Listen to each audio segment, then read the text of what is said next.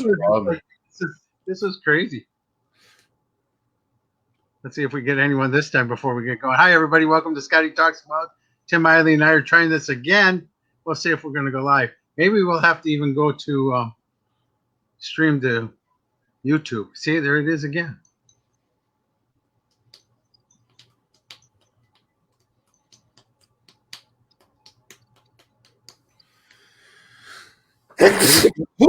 God bless you. Oh, now we got two. Hey. Everybody, hey, they're there. Everybody. Oh my God. Hi, everybody. Stacy. Hi, Stacy.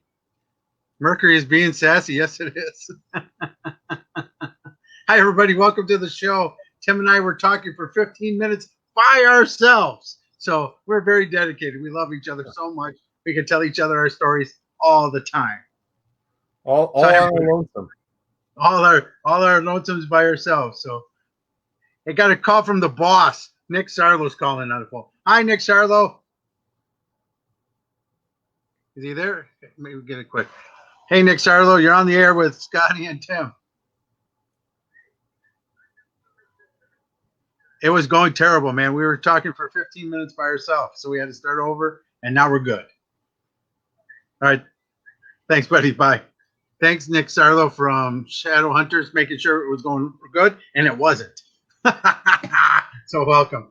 Everybody. Thanks for coming tonight. Tim Maile's with me. Tim, restart from the beginning, because we'll just do the show from the beginning. Yeah. We already know what you Nobody was listening. Yeah, I was telling you as we came on air, I'm like, I know I'm not a big draw, but it was kind of weird that nobody was here. Yeah, not a soul. Yeah, so like I said to nobody before, the Cliffs Notes version, 2006, bought a house here in Oshkosh, Wisconsin, and I was 31 years old at the time. Was going through some personal stuff, and within a week I had knocks and bangs on the wall and footsteps and voices and really was bothering me to the point where I called my mom and people that know me, they're like, why is that big guy calling his mom? But we never dealt with anything paranormal when I was growing up. We just didn't talk about it, and to have it kind of thrown in your face and, hey, here, deal with it, was a little bit overwhelming. And just by dumb luck, watching wrestling one night, came across Ghost Hunters, started watching that show, looked up the teams in Wisconsin. None of them got back to me. I had sent out emails asking for help. And like we talked about the nobody earlier, it was probably a blessing in disguise, because it made me kind of educate myself and kind of go down the rabbit hole that is the paranormal. And a little over a year after that, started Fox Cities Paranormal Team, basically with the thought that if there's other people out there that need help and they're not getting answers to, then there should be somebody out there that will do their best for them. So that's how it all started in 2008. Never in my wildest dreams did I think 13 years later I'd be on the radio with you talking about what we've done. But it's been an amazing journey. There's been a lot of things along the way that have been quite incredible. Yeah, we've had some amazing cases. We've been able to help so many families, which is the key point to this all. And and that's what I talk about a lot when you're not around too, Tim. I talk about how I don't work with a lot of teams because I don't trust a lot of teams, and that's my biggest thing. And Tim is definitely a brother to me, and I trust him with my heart and my life. And anything about me, I trust that man right sitting in the other window next to me, because he's an amazing man, and the way we do things as Fox Cities is amazing. We're talking about it to ourselves, but we were talking about how the fact that I always go over to Tim's house before, and he never tells me where we're going. And to me, that's the most incredible thing, because I have no chance to Google. I don't have any chance to do it. So the first time we ever went on an investigation, I drove up to Oshkosh to eat at Tim's house.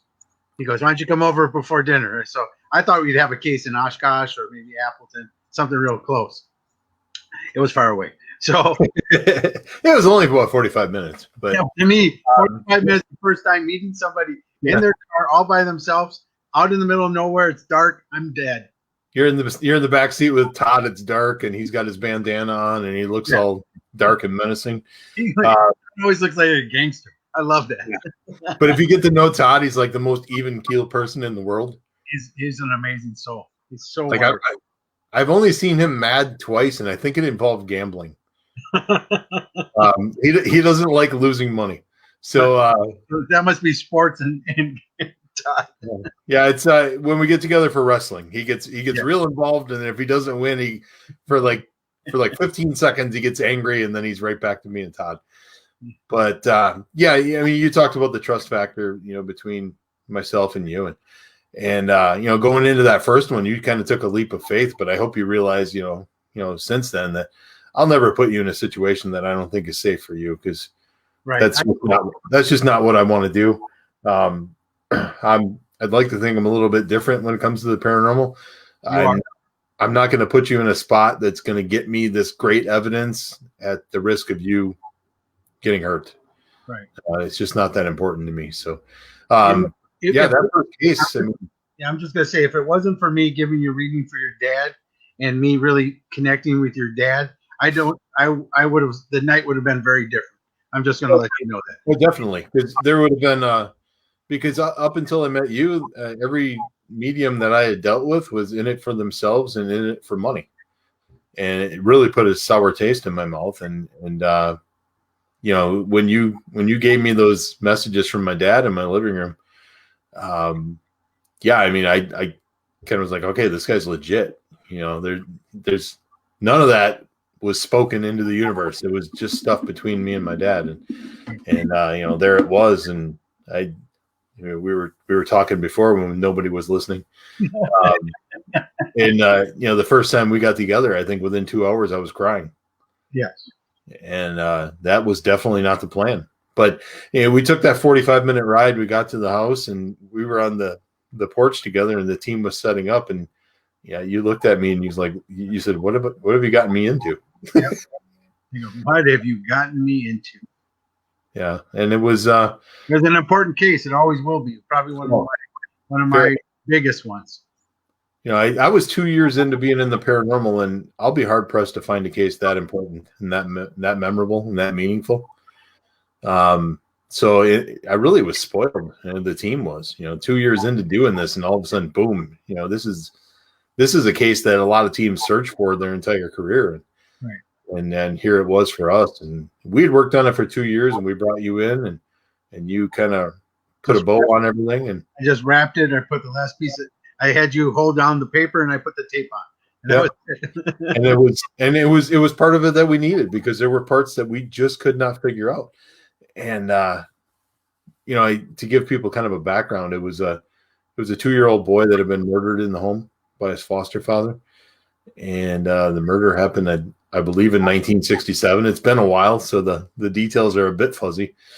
But like I mentioned earlier, when it was just you and I, it's been 11 years, and we kind of watched that family grow up. All of their kids grew up and moved out of the house and graduated high school, and are doing things themselves. And it's it makes me feel old, first of all. but no, it's just it was a special case, and I'm glad that we got to experience that together. Even the kid that died, I've done readings for his sister. Yep. And still doing, still close with them. So it is just one of those cases that will never be out of our hearts and out of our lives, because it just helps solidify all of us. Everybody got answers for this. It was strange, because 6 months after we were there, his sister showed up at the house outside crying in her truck because it was the anniversary of his death. Mm-hmm. And Jennifer, the client, got a hold of me and said, Chris's sister is here. You need to talk to her. And I was about to go on at the Oshkosh Public Museum later that day and do a lecture. And I picked up the phone, and I didn't know what to say, because, people either love this or they hate it. I mean, there's really no in between. And I didn't know how she would feel about us trying to talk to her brother. And so I got on the phone with her, and I said, hi, my name is Tim, and I love your brother like he's my own. And I still do to this day. It's a very special spirit to me. Yep. And just one that the case was so emotional. And after talking to her for like 5 or 10 minutes, she decided she was coming to Oshkosh and she was going to see the lecture. And if you've been to one of my lectures, and you've been to many, Scotty, Chris is a big part of it. Yes. So it was a difficult lecture to get through.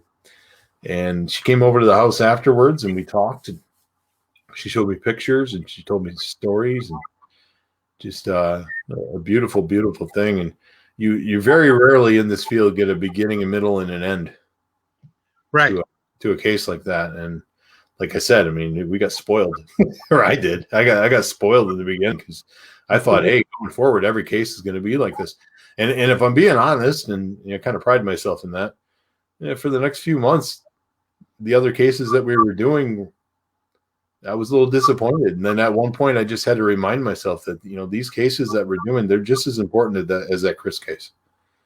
Right. I mean, to that family. Yeah. Talk about like that one gentleman who couldn't even sleep in his own house with the lights off. You know what I mean? And by the end of the night, he was taking selfies with us. Yeah, I know. But see, they all do it because, and that's my biggest thing. And I want to talk paranormal later with Tim. We're going to just reliving some of the cool things we did. We think is cool because we've helped so many people. But even with him that night, I talk about it now. I mean, how misguided he was without us being there. Trying to do exorcisms and all this stuff when it was her grandmother, the wife's grandmother, and his dad. And they were all freaked out by this, but he had circumstances around it that he surely should have been.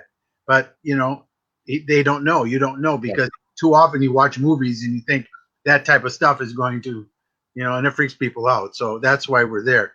And not to get too far into that case, but I mean, he was seeing a black shadow come into his room every night from the bathroom, and then feeling like something was sitting on him. Yeah. And I remember when we first got there, you kept saying, "It's his dad." I don't know why, I don't know how, but it's his dad.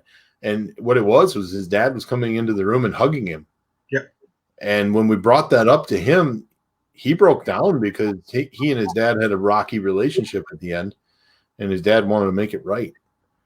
And we get to do a lot of cool things in the paranormal, and get noticed for things, and we get a lot more credit than we deserve sometimes. But then you also get those moments where you can actually bring real peace to somebody, right? And just see the weight of the world melt off that man, and to see him, like I said, we were taking selfies by the end of the night. He was so happy, and we made a real difference. Yeah, and that's why your team at the Fox Cities and Shadow Hunters here too. That's why I work with you guys, because to me that's what this is about. We've seen too many groups that say you have portals in the house, and we'll get to a portal store here soon that Tim and I just had not too long ago.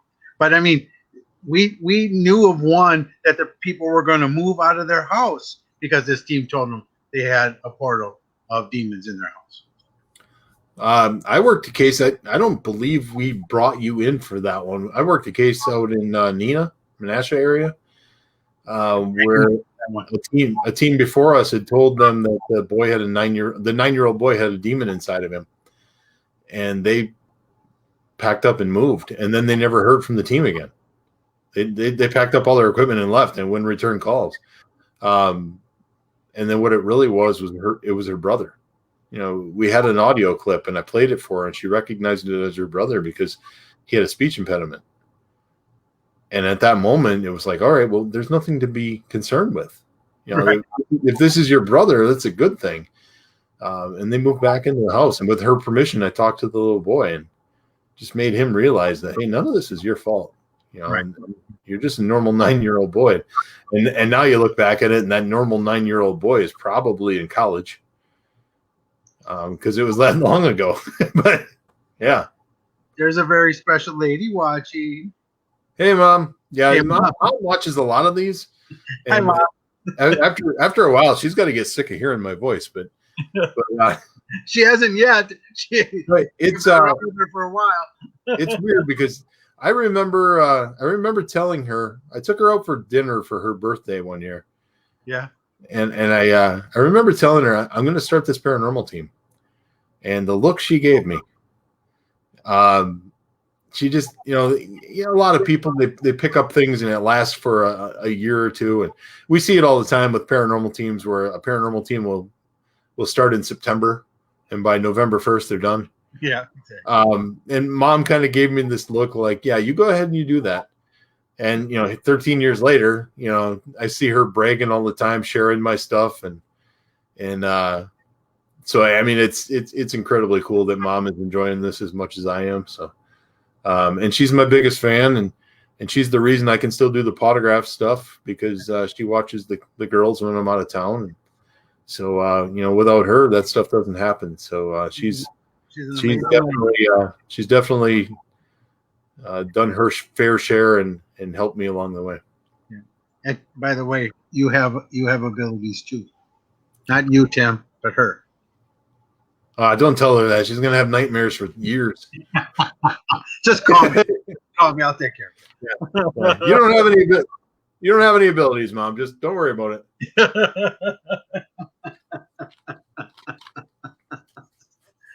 But yeah, that case was great. We just had. I want to talk about the museum, and then I want to talk about the portal case. Since we already just brought up the portal case, why don't we go there? We're not in chronological order, but that's all right. Yeah, that's fine. Hey, you do this long enough, you forget what happened in what order anyway. Yeah, so exactly. This is a lot easier. I don't have to remember. So Tim calls me and goes, "Hey, we got another case. Let's go." All right. Where are we going to eat first? That's how I start now. I just wanted to know Diet Grape Fago and where we're going to eat. Let's go. So where did we go? Where was that place? It was over in the Stevens Point area. I can't remember exactly the town. I think it was in Stevens Point, wasn't it? It was outside of Stevens Point. I want to say Plover, somewhere over there. Maybe. It was right by Quick Trip. Yeah, it definitely was because I had used the bathroom afterwards. Yes, because there was no working toilets there. But that case, a team from Iowa had actually come up and told them that they had some bad things happening and there was a portal in the basement. And I had been there twice before and never really felt anything negative. Right. Really never felt anything at all, to be honest with you. And they had called again because they were not happy with the way the other team had kind of handled themselves. Right. And that's when I got you involved and said, "Hey, we're getting another chance to go back in here, and I just want to know if you can come up with us and kind of check it out." And we did. We went in there, and it was a cool place. Yeah, it was a memorable night for many reasons. Yeah, we'll get into that a little bit. I walked in, and I'm already telling Tim shit as soon as we're outside. I'm going, this doesn't look like it's in the right place. It doesn't feel right. This is not where it wants to be. The house doesn't like it here. And then Tim finds and tells me that it was moved. Yeah. They moved it to that location, and it does.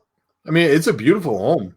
Beautiful. Oh my God. It is so much bigger than any other home in that neighborhood. It kind of just sticks out like a sore thumb. But yeah, beautiful home, beautiful area, and yeah, you had that one right on the dot. But I hesitate to tell you things or tell you right on things because we're that early in the night, and yeah, I don't want to know really.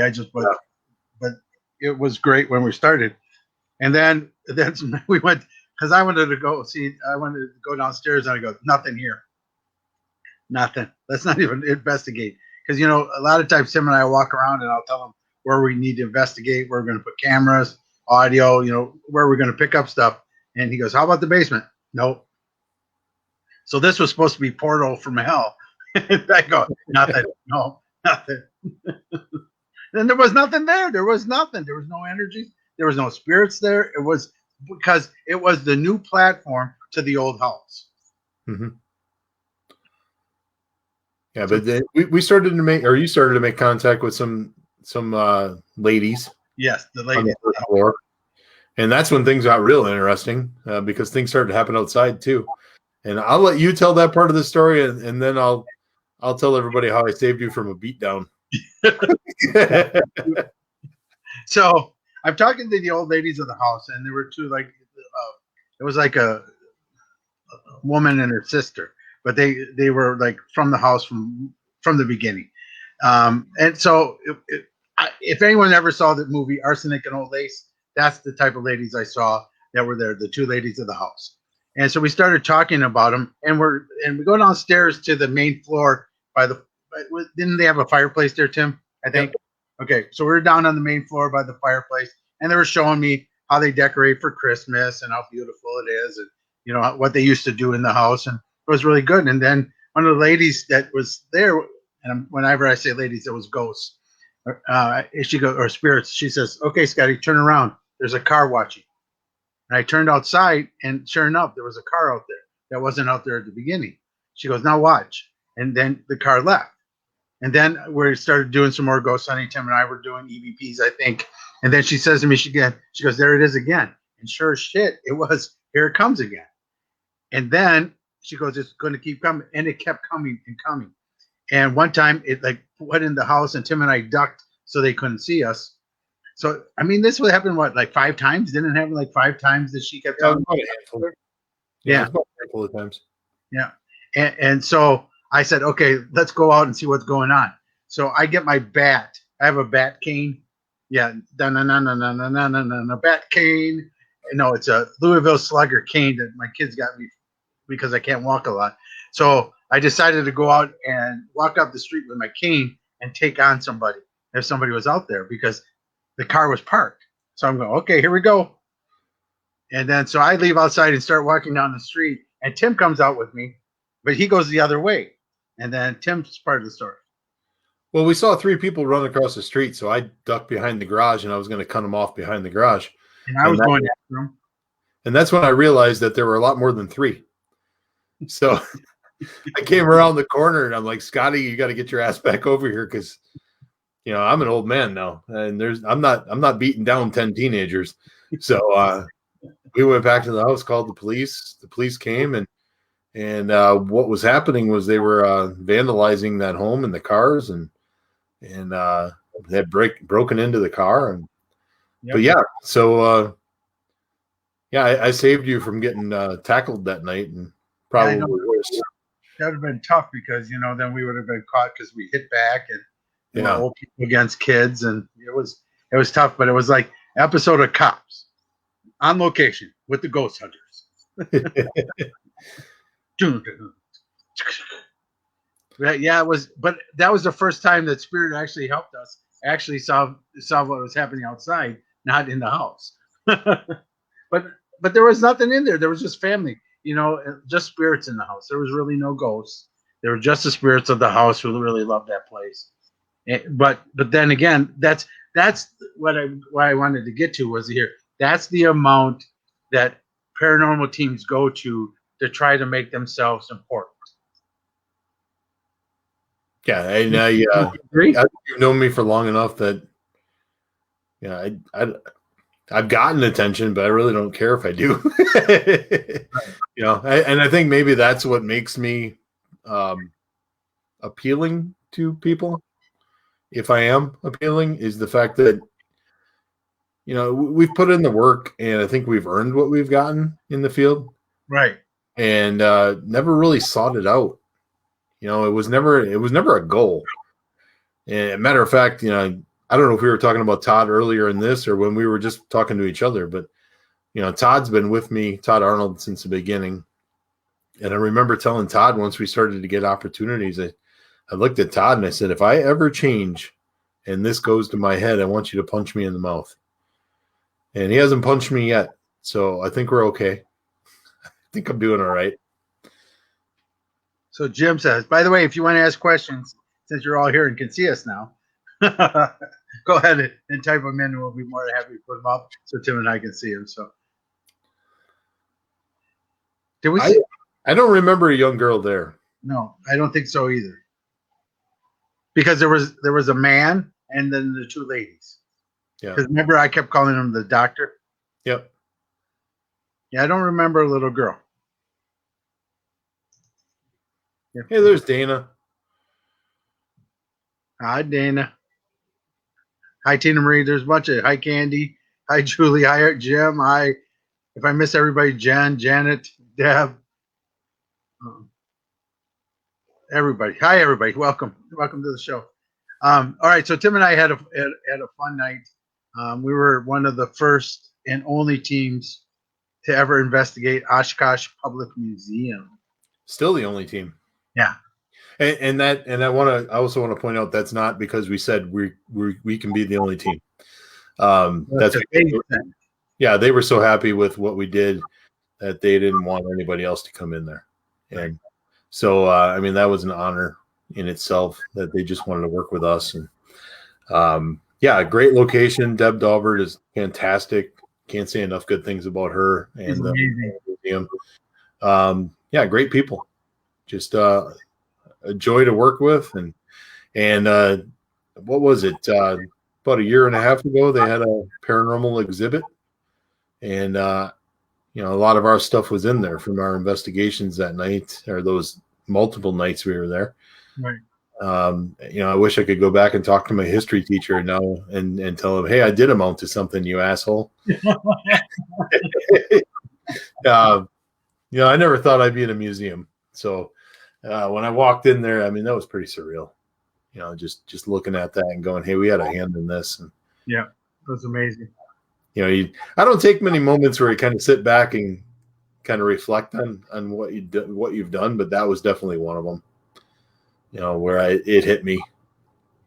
You know, and we'd worked together at the museum, and thanks to you, had gotten Lieutenant Edgar Dunham's jacket on display, or jackets. They put 2 out.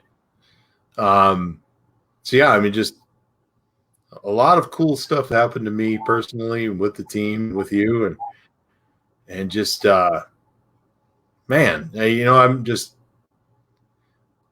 you know, I mentioned earlier in an interview last weekend, like I should be the girl online going #blessed, but I'm not a Valley girl. But I can't think of anybody more blessed in this field than me, you know, and that's not tooting my own horn. That's just saying I've had so many good friends, and so many great opportunities have been brought to me. And I'm just so grateful for all of it. You know, the paranormal field's changed my life. It really has. Yeah, it has. So many things I've been able to do. Yeah, for all. But you know, the one I want, let's talk about that night, because it was pretty kind of a cool night. It was myself, Tim, and Brian Cano. Yeah, Brian Cano from Haunted Collector. And Haunted Collector. Yeah, I couldn't think of the name of the show. I'm like, oh, I'm freezing. I haven't talked to Brian in a while. I did. We're trying to get him on this show. It's just he's busy filming and doing a bunch of stuff. So he'll come on when he can. But the fun thing about it that night is he was in a different location. We were kind of all spread over, and he was in a different location, and he didn't have as much fun as we did. No, there was no activity around Mr. Cano. So that night, you know, we're all investigating the thing. We broke up. I'm in the main museum. Brian Cano was like in like the garage and the other portions of the museum. So it's really cool areas. And Tim says to me before the night, she goes, so don't say a lot tonight, you know, just keep it to yourself. I said, okay, I will. And so you're still salty about that. I am. I'm not. I was just sitting there. But that's what's so funny about it, is because, and what I'm so proud of is the fact that you knew I had something. That's what I'm proud of.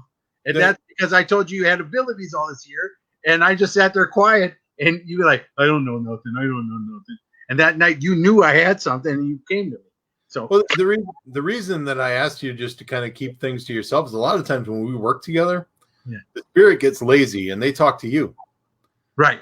And we don't get anything on the recorders ever when I work with you. So it's like, let them answer, and then we'll kind of go from there. But I could tell you had something just by looking at you, and I knew it was important. And we had been there before and caught this piece of audio that for the life of us, we couldn't understand. Todd, myself, and Brad, the director of the museum, were in this third floor storage area. And no matter what I did with that clip, I couldn't understand what was being said because it was talking over us. Right. And you solved that mystery for us that night, and I'll kind of let you talk about it. So Tim goes, what do you have? I said, there's somebody here that's pretty pissed at you. And Tim goes, yeah, what do we do? I said, because you don't understand him. And he goes, what? And I didn't know Tim was there before. And it was during his walkthrough, so I didn't know they were recording the stuff. And I said, yeah. He said he tried to talk to you, but you didn't understand him. So now everybody can see where the correlation is coming. This guy, a year before, is still pissed off because Tim can't hear him. And then Tim goes, okay. And I said, he wants his coat out. So I started talking about his coat. And we're in this room that's got all these cabinets. I don't know, what is it? I mean, like 3 or 4 rooms long. I mean, this thing's long. You know, probably. There was easily about 100 at least old uniforms. Yeah. I mean, it was forever. And Tim goes, okay, man, where's your coat? I don't think I said it like a Jersey guy. Yeah. Hey, you were. Hey, forget about it. Where do you have your coat? But yeah, you pointed me to one cabinet in particular, and then, you went to the other one. You went to the first one first, and then he goes, "See, he still doesn't understand me." And then he goes, and I said to Tim, that cabinet. And so you went down to that cabinet, and then he goes, "Okay, where's this coat?" And I said, right there, and I pointed, and you grabbed the one right next to it, and he says, "No, not that coat, that one." Well, they were both his. I know they were both his, but he wanted the one higher rank. Yeah. So all they have on it is, and I'm using hand gestures now. Yeah. All they have on it is a little ID tag. So I got a hold of Deb and asked her to come over and look up the. Yeah. First of all, he asked me what's the guy's name. Yeah. And you said Edward, Edgar something. Yeah, Edgar, Edward, Ed something. Yeah. And Deb came over, and it seemed like it took forever for that darn computer to get started. And then she put in the ID, and she's like, "Yeah, that's Lieutenant Edgar Dunham." And I yelled to you, "I'm like, you had the name right." And you, as modest as ever, you're like, "Of course I did." But then we got a chance to interact with him for a bit, and we brought Brian Cano over, and we were talking with him, and it ended up being a pretty great night. And they did. They put Edgar getting pushed. Oh yeah, I forgot about that. I did it. I want people to. The reason I want it is because anyone's taking classes with me. This is pure understanding energy. Okay, because he was so mad. You jumped over the part that you said that you're going to put this on display. I had talked to. I was talking to Edgar, and I said, we're gonna do our best to get this on display for you, and I promise that we'll try to get you your coat recognized. And then it came time for the end of the rotation, and I didn't have authorization to leave the coat out, so I put it back in the cabinet. And we went down to the next floor, and they've got a. Don't forget that room dropped temperature like immediately. It didn't drop until we went back up. Yeah, right. Yeah. Oh yeah, that was the one we're up. Yeah. Yeah, we went to the second floor, and they have a display down there called Grandma's Attic. And we came downstairs. It was you, me, and I think Nick. Yes. And that's a name from the past. Yeah. Well, and Tim says to me, he goes, "Scotty, sit over here. Nick, you sit over here, and I'm going to go in here." And I said, "No." Yeah. You're like, "I'm not sitting with my back to that wall." I said, "I'm not." I looked at you, and I'm like, "Yeah, do whatever you want." So I open up the door, and I walk in, and I got about 2 steps in the door, and I got the shove right between my shoulder blades. And I jumped forward about 5 feet. And you said you said he's pissed off at you because you put his coat away. So I got a hold of Deb, and she gave me the authority to go back up, grab the coat, and put it in her office with the understanding that they would put the coat out on display, but it would take a while. And I remember thinking to myself, does this mean that every spirit who has a coat in that cabinet is going to start shoving us? Because that's not going to be fun.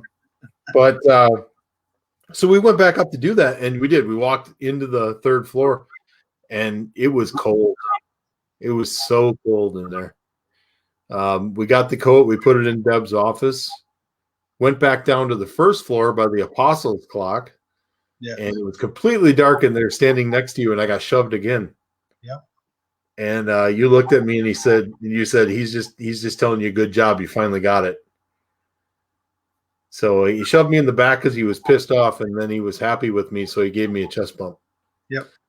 But I mean, it was more what he did in the service. I just want you to know that's what his thing was. He was now happy that you understood him and you did what you said you were going to do, and that to him was honorable because that's what he is in life. He was a very honorable man. Yeah. But a few investigations later, we went back with the team, and Todd always carries his he always wears his dog tags from when he served. And we were leaving the room that they had his coat on display in, and Todd took off his dog tags and put them on the shelf, and he said, if you want to come over and check these out, you're welcome to. And we left the room, and probably 30 seconds later, you hear footsteps coming up to the dog tags. So we had that connection too, where Lieutenant Edgar Dunham had something in common with Todd. Right. So yeah, and it was all about the spirit. A lot of people forget that part of it. Right. They go in for the results and they forget. And I don't want to make myself sound like I've known that all along. I mean, you were a big part of kind of teaching me that. Mm-hmm. It used to be all about the families, and it still is. But you also have to remember that you got a chance to help the spirit too. And sometimes I think in the field we forget that. Right. We're more, a lot of groups are more about the EVP and getting all the stuff instead of helping in the situation. I mean, that's the one thing I love about your team is the fact that we don't go into debunk and we don't go into proof. We go in to figure out what's going on. Yeah, you go into experience. Yeah. And then we can make decisions from there. But you can't do it if you're biased one way or the other. Yeah. And it's over 13 years we've evolved. We're not the same team we were. Even that first case we worked together. No, we're not. We're not the same team we were. We have different ways of doing things, and we've always been pretty low tech. I mean, that we've always had that going for us. I'm not one that likes all the flashy gadgets because if you're looking at those, you're going to miss something that happens in front of your nose. And exactly, that's kind of been my mantra the whole time. And, I get on some of these interviews and they're like, so what kind of equipment do you use? I'm like, oh, we have cameras and we have recorders. and we have a medium. There you go. That's what we use. And they're like, oh, well, that sounds exciting. And you're just boring them to tears. But it really can be that simple. It doesn't have to be all flashy. I remember my first investigation ever, 1993, the Grand Opera House. And we put up string, baby powder, had a reel-to-reel with this really big microphone. That's our gear we had. And we caught a lot of crap that night. A lot. One of our first investigations we did at a church right down the road here. And rookie mistake. We put cameras in the attic. And the attic had 2 rooms in it, but in between that, it was all blown insulation. And all we did all night on the camera was watch insulation float around in the. So I mean, yeah. And we've done some things with baby powder ourselves.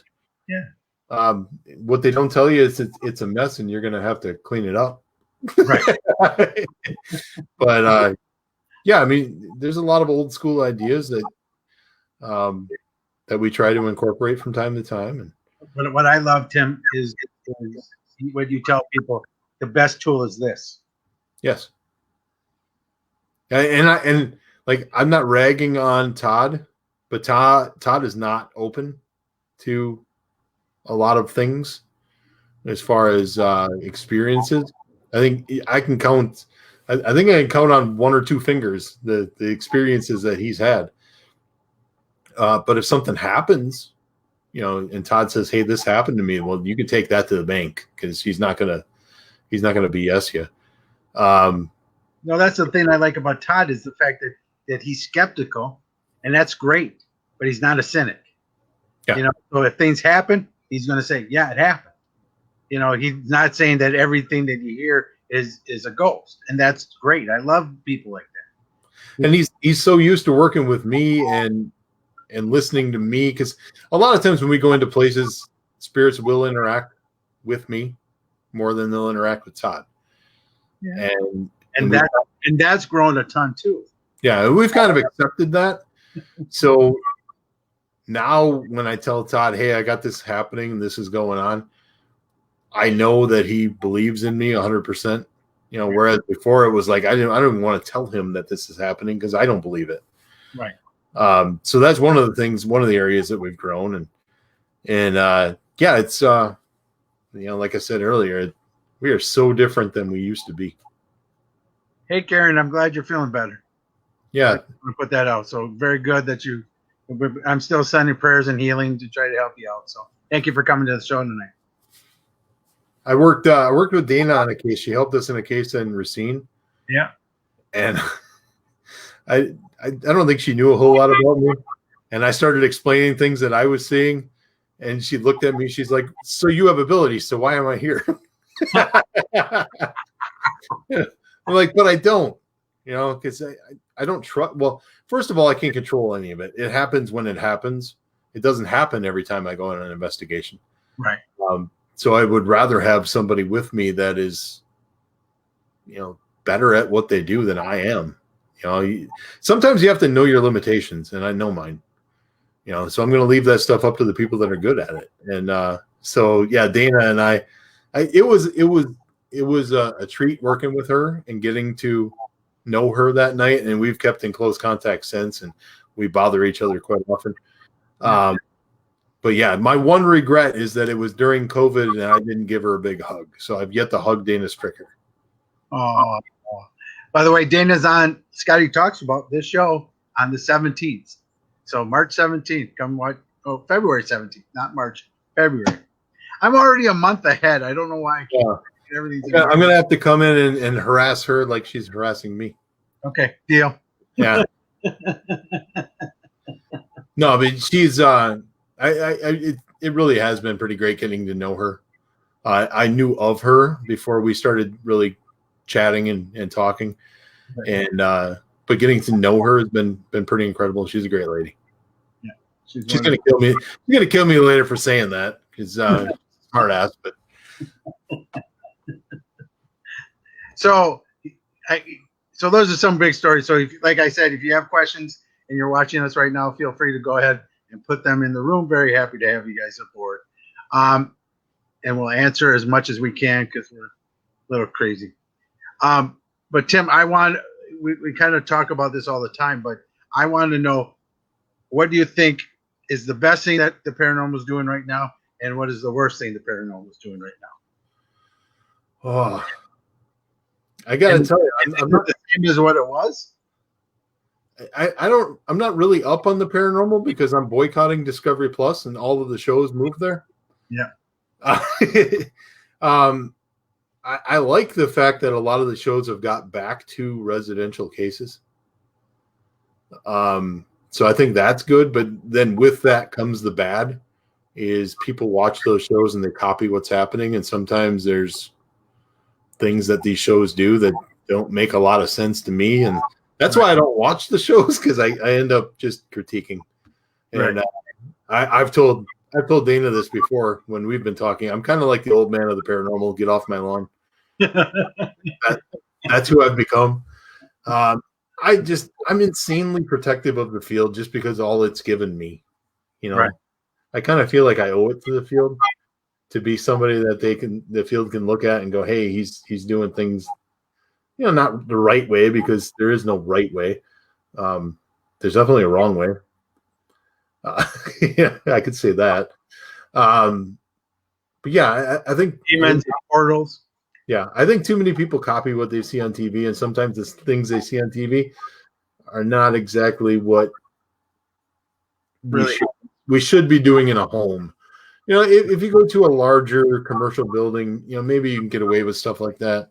But even then, and even in those situations, I think you should still respect the spirit. You know, I think you owe it to the spirit. Yeah, I agree. Yeah. You know, that means, but my other thing is, yes, I agree with you 100% on, the other thing that I want to add to is the people that watch it, that aren't in the field, that expect that all that happen in their house and everything that happens in their house is that wild, crazy stuff, and they get on TV with it. Unfortunately, we've had a lot of that too. But the other thing is, I have to be happy about that they are on TV, because it has given the field a better name. It's given us the chance to do more and to help more because of it. It's opened up a lot of doors. It Yep. really has. In 2008, when I started the team, if I told somebody what I was doing, they looked at me like I had a booger hanging off my face. Well, it's right there, man. Yeah. My screen is dirty, so that if you see me doing this occasionally, it's because I actually think I have something on my face. But nowadays, you tell people what you're doing, and it's usually 50-50. Right. You get a decent reaction. But here's the thing that I got to admit too. When I first started this, and I told somebody I was a medium, they would go "F you," and they would run. And now it's 50-50 that I can actually come out and say I'm a medium. So it has gotten better. But you still get those Facebook things that, oh, you are the devil, you're doing devil's work, enjoy it, fool all the people. I'm not. There was I'm not going to bash any particular show, but there was a show a few years ago, and they were using a dog on their investigations. And there were some folks from that show at a conference I was at, and I was in my Q&A portion of my lecture, and somebody asked me if I ever took Murray on investigations. And they were in there. And I said, no, because I honestly think it's irresponsible to take an animal into a haunted location, because when we go in, we make that conscious decision that we're going to go in there, and that's up to us. I don't think I should be making that choice for Murray and putting him in situations that I don't know how it's going to affect him. I care about him too much to do that. And I got a pretty good round of applause after that. So it's just stuff like that you watch stuff on TV and you're like, oh, why are they doing that? But like you said, it opens up a lot of doors. Yeah. This is a good question from, I think it's Greg is watching in the chat room tonight, protecting all of us.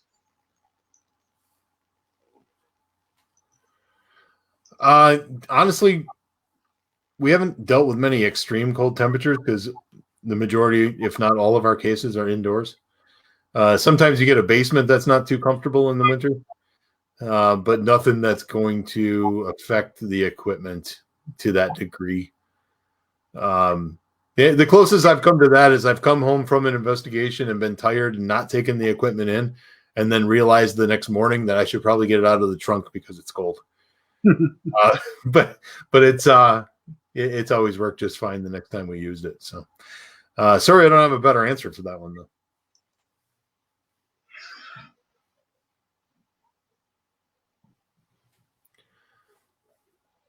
Exactly, Dana. There she goes, making sense again. Yeah, once in a while she gets it. It's between whatever moment she has. So I'm glad she has a good one tonight for the show. And make sure you have a good one on February 17th. Yeah, hopefully she saves up a few good points here for 2 weeks from now. Love you, Dana. You're a typical Wisconsin typical man. There you go. Well, some of those days I get home at like 5 a.m, and the last thing I want to do is take all the equipment back into the house. I'm like, I just want to go to bed. I don't even want to do that after I get home from a spiritual fair at 7 or 8 o'clock at night. I'm like, no, I'm not taking this stuff in. Leave it in the van. Yeah. And then the next day you're like, oh boy, there's a lot of money there. I should probably get that in the house. Yeah, that's too funny.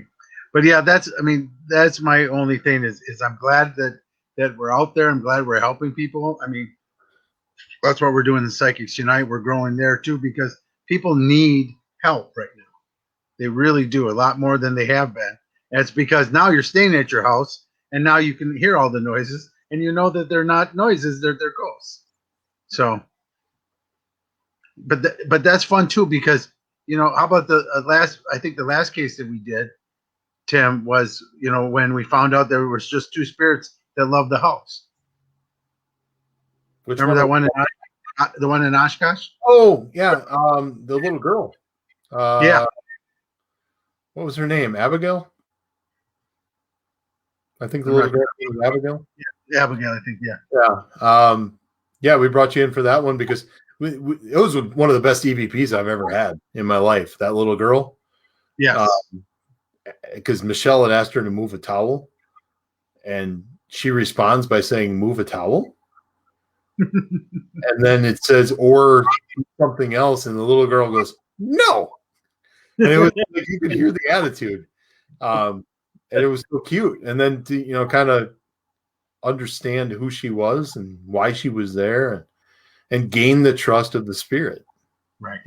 A lot, and I sound like I'm preaching, and I hope people don't take it that way, but a lot of people don't work for that trust.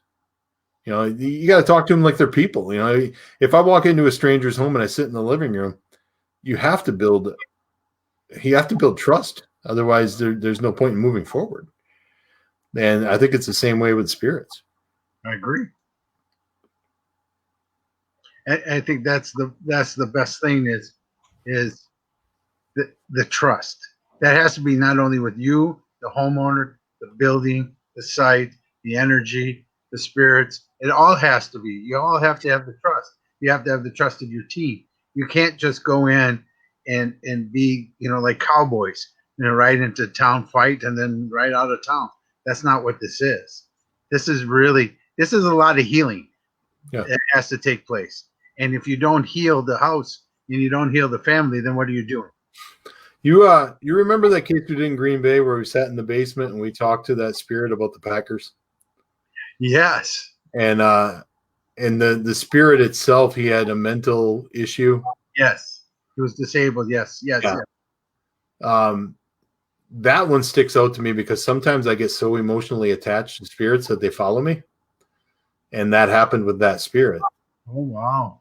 I don't know if I ever told you that. That's why I'm like, oh, wow. I came home from that case, and Amy, I was still with Amy at the time. I was at work, and something was pounding at the back door, but there was nobody there. And she called me all freaked out. And instantly, I kind of had an idea of what it was. Right. So when I got home, I talked to the spirit, and I said, I understand that you're curious, but you can't be here scaring my family. And it never happened again. But sometimes you make an emotional. I think it's important to make an emotional connection with the spirit. Right. But sometimes I let it get to be too much. Well, see, I don't believe that. And so we can fight about it just like we fought about something else. I don't think it's too much. I think we just have to try harder to protect ourselves and not bring that energy with us. It's like you connections. You always tell me, it's like if you want to move a spirit along, it's like helping the old lady across the road when she doesn't want to go. Right. Right. I think you can protect yourself all you want, but if a spirit wants to be with you, there's going to be a way. It's true. There's times when that happens, and I agree. But think about how many others did it. Yeah. You know what I mean? Yes, we talked about the Packers, the Vince Lombardi Packers.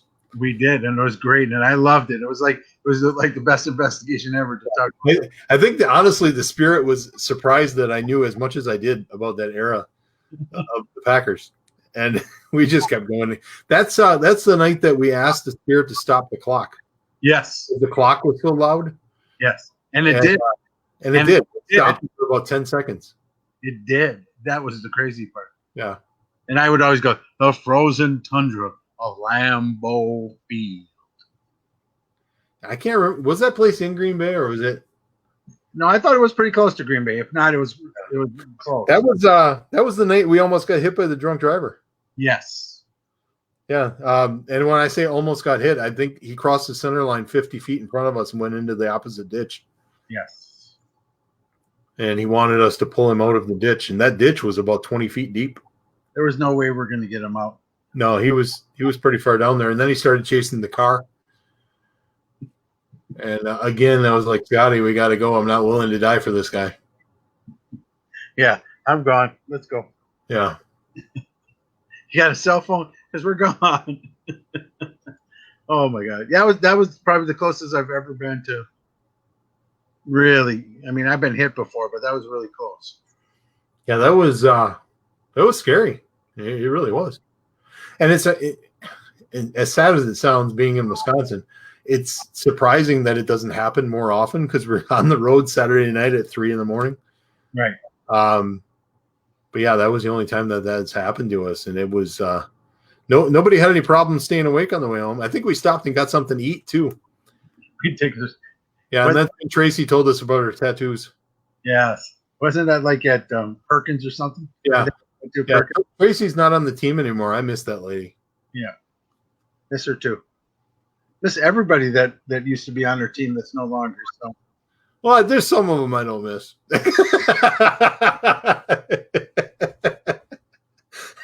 I'm not going to sit up here and lie to you.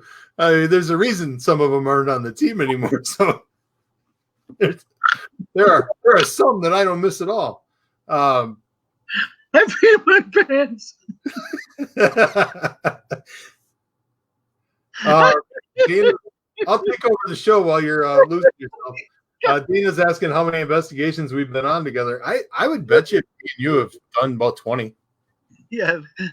At least. Yeah, we've worked quite a few together. I'm even snorting. Oh my god. Oh. Well, I think there's been like 27 or 28 people that have come and gone on the team. Yeah. There's a lot of turnover. And I respect what everybody did for the team. But yeah, I mean there's people on that list that if I never see them again, that's okay. It wasn't a good fit. It doesn't make them bad people. Some of them I'm not a huge fan of anymore, but it is what it is. They're also not a huge fan of me, so this is not groundbreaking news. So I'm sure if you ask them, they'd be like, "Yeah, that's him. He's a dick." So it's sometimes I'm difficult to work for because I do care so much and I expect so much out of people. I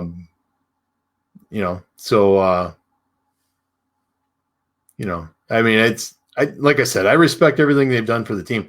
There's a lot of people that have done great things for this team and they're a part of the history and that'll never be taken away. But there's also people that just didn't fit. Right. Like Tony Mandrich on the Packers. There's certain people that weren't great as Packers, but they were. So they're still a member. They're still friends and they're still a part of our history. So that's great. Yeah, but I just want Dana. So that's 20, 25-ish, maybe even 30 that we went to people's houses. Tim and I also investigated at events. Yeah, we've done a lot of events together. Yeah. Kathy, who just retired, who used to work for me, I'm a supervisor at my day job. Kathy, you're not going to believe this. I am more difficult and more serious to deal with in the paranormal. I am. When it comes to my day job, I'm a pushover. When it comes to the paranormal, I know exactly what I want and what I need out of the team. And I can be difficult. So, it's two different people. We did. My name's all right or wrong. My name's all over this. Fox City's paranormal team.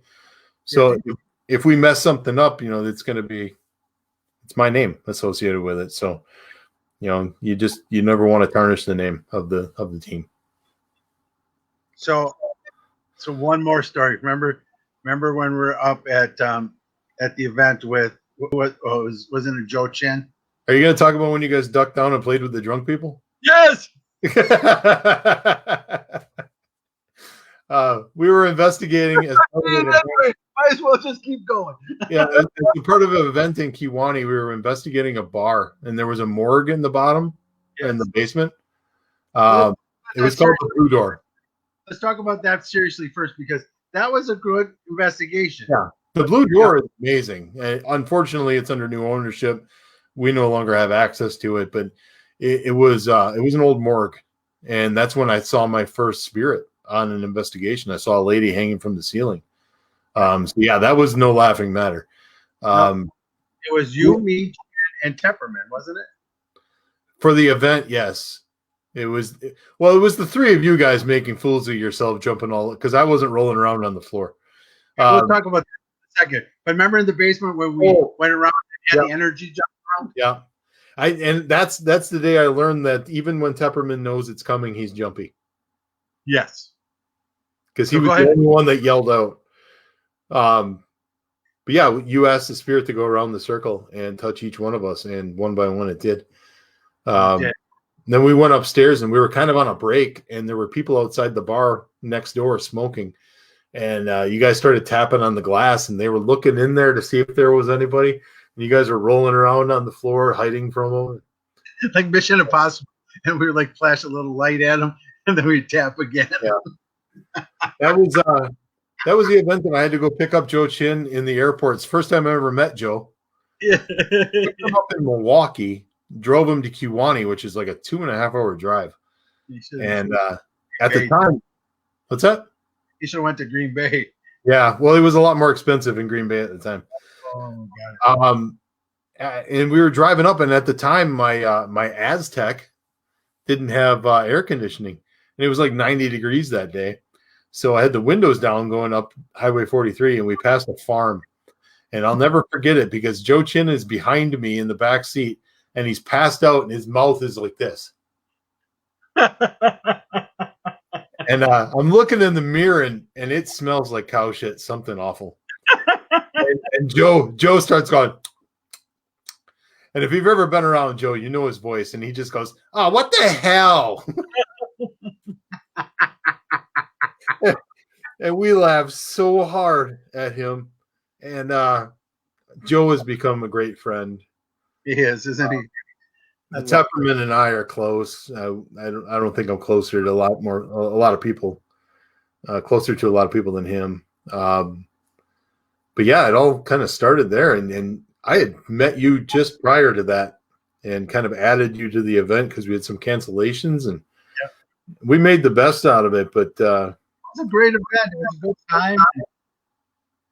But people that we've met, we've become best friends with. You know, it's been amazing. But messing with the drunk people was the greatest thing. It was interesting night. Don't forget that you up on stage at the end talking to everybody, and you get pantsed. That was on stage. That was in the that was at the hotel at the after bar. I was telling a story, and I had khaki shorts on, and Scotty comes up behind me and just pulls my shorts down, and I just continued telling my story. So I'm just sitting there with all my glory hanging out, and I continued until my story was done, and then I pulled my shorts up. I got Tepperman too.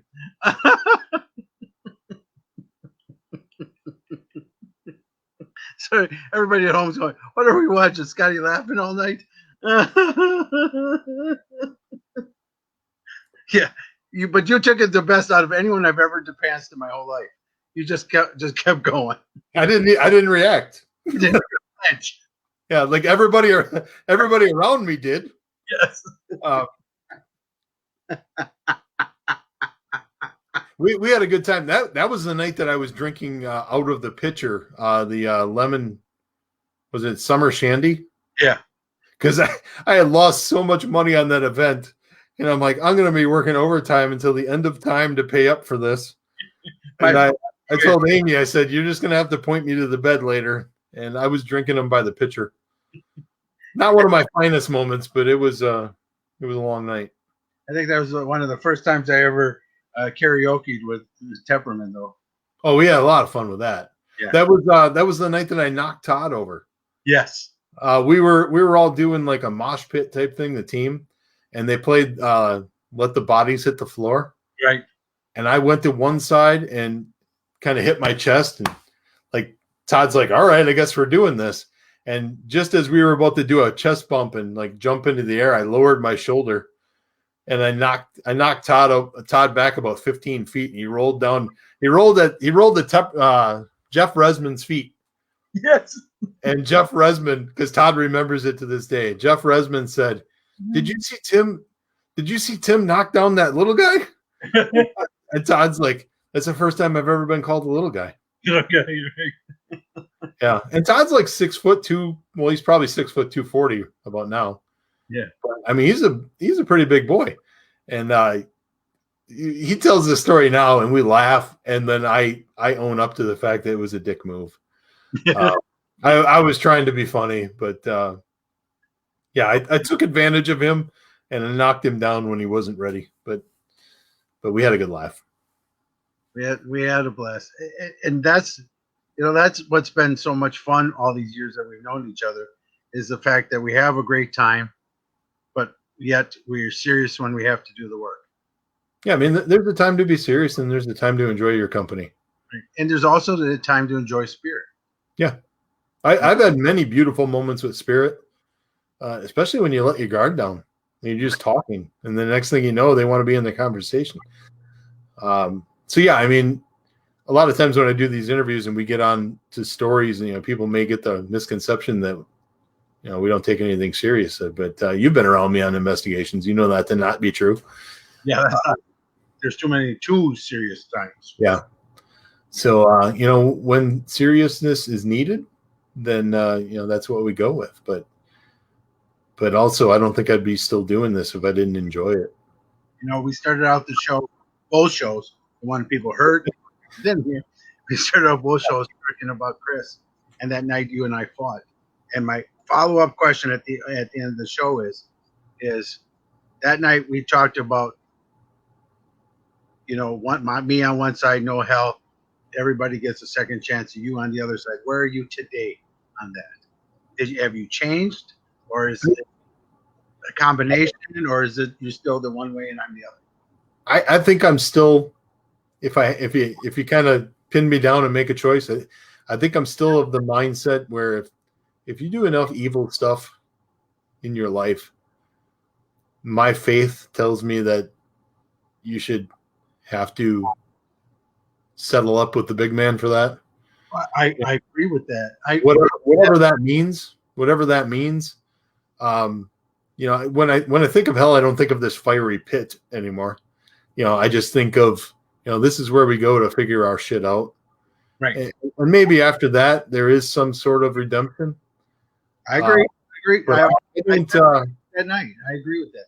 Yeah, but I don't think you automatically go to the pearly gates and they're like, hey, don't give a shit about what you did. That part of it, and maybe that's not the way you were trying to portray it that night, but when we were arguing about it, that's kind of how it was coming off to me, and that's why I was so passionate about, no, this old man did these horrible, horrible things to this little boy. Right. And we won't get into exactly what that was, because it's just you can use your imagination. It was bad. It was horrible, and in my mind, it's like you should pay for that. So, but I'm probably not so black and white on it as I was 9 years ago. Like I said, you have to grow, you have to evolve in this field, otherwise it's going to pass you by. Right. There's a lot of hungry people in this field that will step on your head because they think if they step on your head, it's going to get them somewhere. But as much amazing things as I've been able to do and all the things that this field has done for me, at the end of the day, I look in the mirror and I'm still Tim. I mean, I still got to go to work every day. I'm nobody special. Right.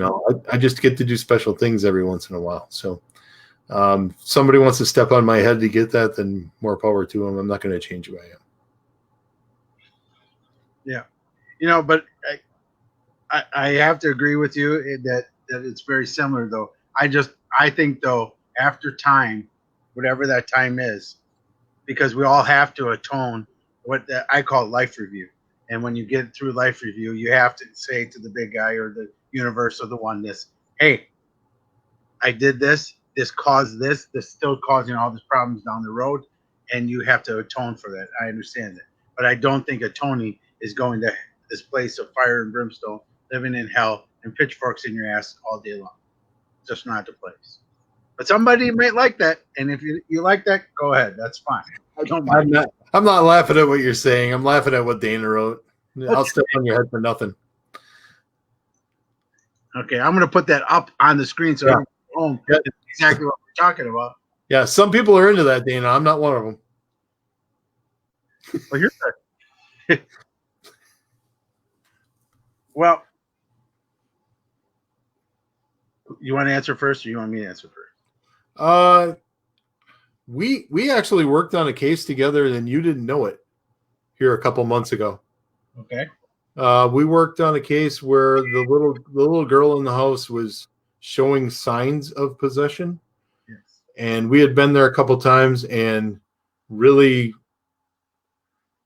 it looked like it could have been something channeling through her, and we really had to do some deduction there and figure out what it might be. At one point during the investigation, we thought perhaps we were dealing with something negative or evil, but it ended up not being that. And I gave the client your information to get a reading, and she got a reading from you, and you told her exactly what we had. Okay. So yeah, that was the closest recently. Okay. I still go back to that Chilton house with that old man and what he did to that little boy, and to me, that was pure evil. It's not a demon; it's just an asshole spirit. Right. Right. We call him an asshole ghost because spirits are over. But yeah, and that's what I have to say too, because I don't believe in demons. I don't believe in hell, but there are nasty energy and what they did. And I agree with you. What he did to that little boy was pure evil. That was nasty. And I also did Fox Hollow Farms, and that a-hole who killed all those homosexual men at his house and threw their bodies on his land. That's pure evil. Yeah. But it's people that know the difference between right and wrong, and that's the difference.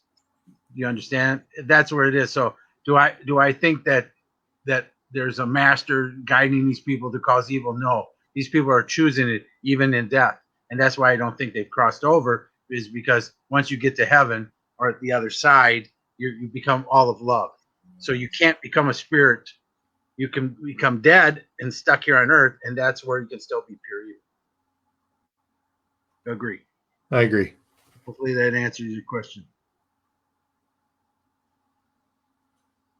Yeah, they you can't though, Dana. I've tried to get people in again because I know Lisa Crick, who she used to do a lot there, but the city's come down on the house because they're not a tourist attraction. They don't have the right permits and everything to hold events or anything there anymore. So it's going to be very hard for anyone to get in there going forward. Thanks, Karen. Appreciate it. Any other final questions? Well, you still got Tim and I. Yeah. I'll come off the top rope. Dana goes, I can just see Dana doing that. So what do you got coming up, Tim? Anything? I got Pottergrass Parafest 2. Yeah, we should end it. We should end with that. That's what I want. Houghton Lake, Michigan, March 5th and 6th. Right now, we still plan on doing it at a reduced capacity, social distancing, and masks. We're going to do everything as safely as we can. It's a fundraiser for Silver Muzzle Cottage in Murray's memory. And like I said, we're going to do everything as safely as we can. I see the numbers for COVID going down. I have hope that we're going to be able to pull this event off and raise some money. I think we need it. You know, we've been away from each other for so long, and I know I'm going to get some backlash for still doing the event. There's going to be people, but I hope they understand, why we're doing this. It's not because I'm trying to line my pockets. I'm trying to line the pockets of Silver Muzzle Cottage and do what's right for them. But we won't do the event if it's not safe. So, I've told the people that are involved with the show that, if we have to cancel it, we have to cancel it. But right now I want to move forward with it because we've been away from each other for so long that I think it'd be therapeutic to get everybody together and at least be in the same room. So that's what I've got going on. In May, I'm in Oklahoma for an event where we're raising money for endangered elephants. Wow. And I get to hang out with elephants. So we didn't talk about Murray, but I got to say the name. Murray, has made it possible that Dad gets to hang out with elephants, and that's pretty darn cool. And then in July, we're still looking forward to doing the event in Illinois. and I got to get everything ready for that and start selling tickets. But the last year's been a little weird with COVID and everything, and the events kind of getting pushed back and canceled. Just really looking forward to get back to normalcy and moving forward with Autographs for Pooches. So that's where I wanted to end, and it's Murray. I love Murray so much. He was always came up for a hug when I came over. Loved him, man. I call him a man because he was really just part of our lives. He was just another person with us. You know, didn't care. He wasn't a dog to us. No, not me. He was another person. But I'm going to tell you, Tim, go ahead with the thing, because this Saturday I start my first psychic fair with Body Labs this year. So we're going for a full event. Of course, it's going to be social distance, masks, tables with plastic on them, you know, so people can behind them. You know, we're going to do, we did a few last year safe, and we're going to do them again this year safe. So come on out. Body Labs, Wisconsin, if you guys are looking. This week we'll be in Thiensville, Wisconsin. I'm doing an event this Saturday. I'm doing a lecture, and I'm doing readings all day. So very excited. So that's why I wanted to tell you. I know you put out your video the other day about that, and I was like, I forgot to call you and tell you, go ahead and do it, because you can do it safely, and you can do them, you know, with respect. And, you know, just if you can't come in if you don't have a mask on. Yep. Just you got to be smart about it and care about other people. Yep. And if we do that, then we can make this work. Yeah, and you be distanced enough, even talking. Even when I'm doing my readings, we're 6 feet apart and plexiglass between us. So I made the mistake on a previous show of saying, we may not be able to hug, but if you want to come to my room, I'll give you a hug. And that sounded different than what I had to hear tonight. Yeah, that sounded different than what I intended. And yeah. So if you want to come to my hotel room, I'll hug you all you want. And perfect. Yeah. I'll be there. Yeah. All right, Tim, I love you so much. And thank you, everybody, for watching. Like next week, you see, I have Jay and Marie Yates on with me. I can't wait to see them. I haven't talked to them since I was in New Orleans with them, or Nolens. Nolens was the last time I saw them. So thank you, Tim, so much for being on tonight. Thank you for having me. Love you, buddy. Donate to Autographs, even if he doesn't have an event. All the money goes to charities all over this country. So thanks, Tim. For how much did you raise total so far? So far, we're just over $48,000. Amazing. So we lost a year last year. Yes. Anything from March on was canceled. So we had a good chance to get over 50 last year, but we'll do it this year. Yeah. Let's make it happen, everybody. Thank you, guys. Love you, Tim. Love you, Murray. Bye, everybody.